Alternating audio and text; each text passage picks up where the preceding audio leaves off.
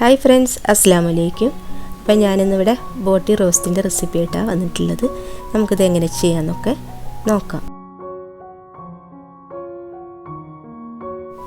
അപ്പം ഞാനിപ്പോൾ ഇവിടെ ബീഫിൻ്റെ ബോട്ടിയാണ് എടുത്തിട്ടുള്ളത്.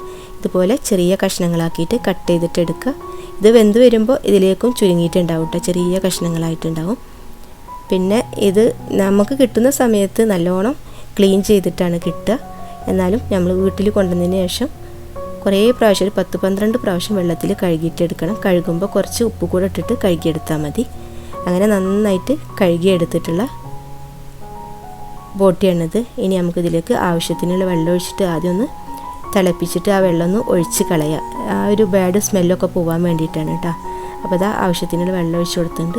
ഇതാ സ്റ്റൗ ഓൺ ആക്കിയിട്ട് വെച്ച് കൊടുത്തിട്ടുണ്ട്. ഇനി നന്നായിട്ട് ഇത് തിളച്ച് വരട്ടെ, ഒന്ന് അടച്ച് വെച്ച് കൊടുക്കുക.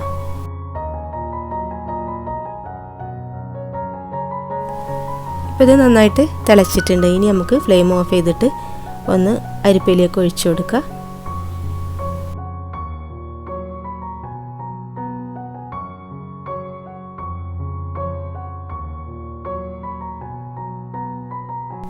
ഇനി ബോട്ടിയിലേക്ക് ഇത്രയും സാധനം ഒന്ന് അരച്ചെടുക്കണം. പച്ചമുളക്, ചുവന്നുള്ളി, വെളുത്തുള്ളി, ഇഞ്ചി, ഇതൊക്കെ ഏകദേശം ഒരു കണക്ക് നോക്കിയിട്ട് അങ്ങ് എടുത്താൽ മതി. ഞാൻ പ്രത്യേകിച്ച് അളവൊന്നും പറയണില്ല.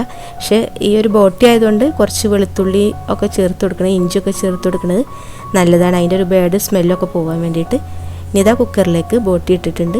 പിന്നെ 2 സവാള അരിഞ്ഞു വെച്ചിട്ടുണ്ട്, അതുകൂടെ അതിലേക്ക് ചേർത്ത് കൊടുക്കുക.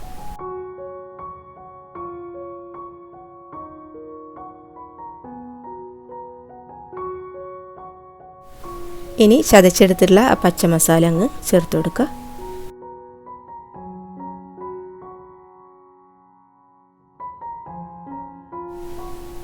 1/2 ടേബിൾ സ്പൂണ് പെരിഞ്ജീരകം പൊടിച്ചതാണ് ചേർത്ത് കൊടുത്തിരിക്കുന്നത്.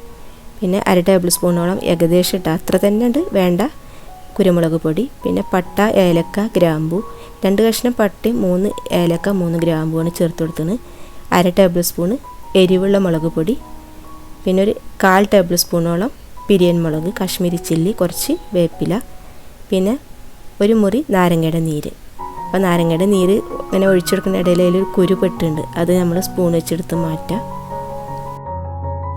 ഇനി ഇതിലേക്ക് ആവശ്യത്തിന് ഉപ്പ് കൂടെ ചേർത്ത് കൊടുക്കുന്നുണ്ട്. പിന്നെ ഒരു 1-1.5 ടേബിൾ സ്പൂണോളം വെളിച്ചെണ്ണ കൂടെ ചേർക്കുന്നുണ്ട്. ഈ ഒരു ടൈമിന് നമ്മൾ മഞ്ഞൾപ്പൊടി, മല്ലിപ്പൊടി ഇത് രണ്ടും ചേർത്തിട്ടില്ല. ഇത് നന്നായിട്ട് കൈവച്ച് കുഴച്ചതിന് ശേഷം ഈ മുളക് പൊടിയുടെ എരിവും കളറൊക്കെ നോക്കിയതിന് ശേഷം അത് രണ്ടും ചേർത്ത് കൊടുത്താൽ മതി. അപ്പോൾ ഇത് കുഴച്ച് നോക്കിയപ്പോൾ കുറച്ചൊരു എരിവിൻ്റെ ഒരു കുറവ് പോലെ തോന്നിയിട്ടുണ്ട്. അപ്പോൾ ഞാൻ ഇപ്പോൾ ഇതിലേക്ക് എരിവുള്ള മുളക് പൊടി തന്നെ ഏകദേശം ഒരു 1/4 ടേബിൾ സ്പൂണോളം ചേർത്ത് കൊടുത്തിട്ടുണ്ട്.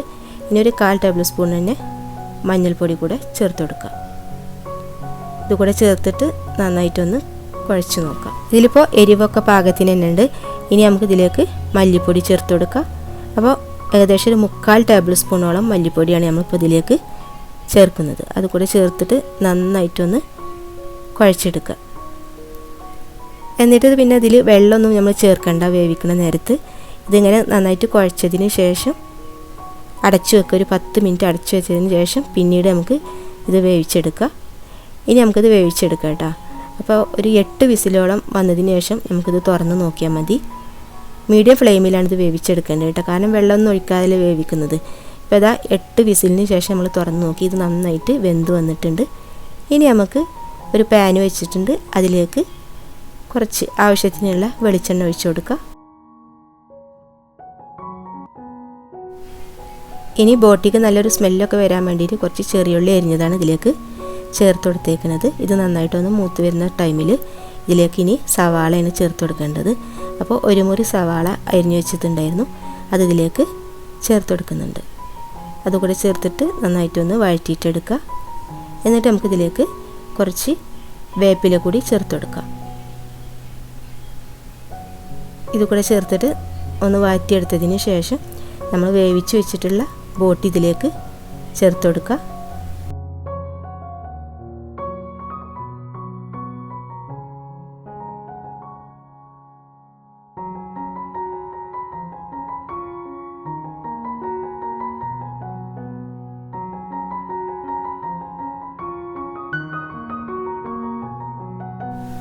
ഇനി ഇത് നന്നായിട്ട് മിക്സ് ആക്കിയതിന് ശേഷം ഇതൊന്ന് കുറച്ച് നേരം അടച്ച് വെച്ചിട്ടൊന്ന് വേവിക്കുക. കുറച്ച് നേരം തന്നെ 5 മിനിറ്റ് നേരം മതി കേട്ടോ. കാരണം ഓൾറെഡി ഇത് വെന്ത് കഴിഞ്ഞതാണല്ലോ ബോട്ടി. അപ്പോൾ ഒന്ന് ജസ്റ്റ് ഒന്ന് ഇത് എല്ലാം കൂടി ഒന്ന് മിക്സ് ആവാൻ വേണ്ടി മാത്രമാണ് നമ്മൾ അടച്ചു വെക്കുന്നത്. ഒരു 5 മിനിറ്റിന് ശേഷം നമുക്കിത് തുറന്ന് നോക്കാം കേട്ടോ.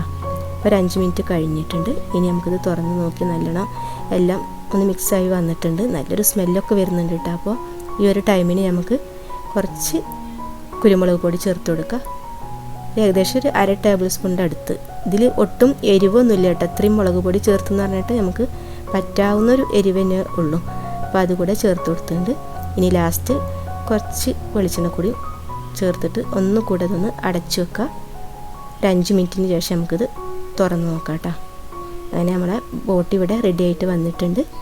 ഇനി നമുക്കിത് പ്ലേറ്റിലേക്ക് സെർവ് ചെയ്യാം. അങ്ങനെ ബോട്ടി ഇവിടെ റെഡി ആയിട്ടുണ്ട്. അപ്പോൾ അത് എല്ലാവരും ചേരുന്ന റെസിപ്പി ആണെങ്കിലും ഞാൻ എൻ്റേതായ രീതിയിൽ ചെയ്തിട്ടുണ്ട്. അപ്പോൾ നിങ്ങൾക്ക് ഇഷ്ടപ്പെട്ടിട്ടുണ്ടെങ്കിൽ നിങ്ങളും ഇതുപോലെ ഒന്ന് ട്രൈ ചെയ്ത് നോക്കുക. ഇൻഷാ അല്ലാഹ് ഇനി നെക്സ്റ്റ് വീഡിയോയിൽ കാണാം.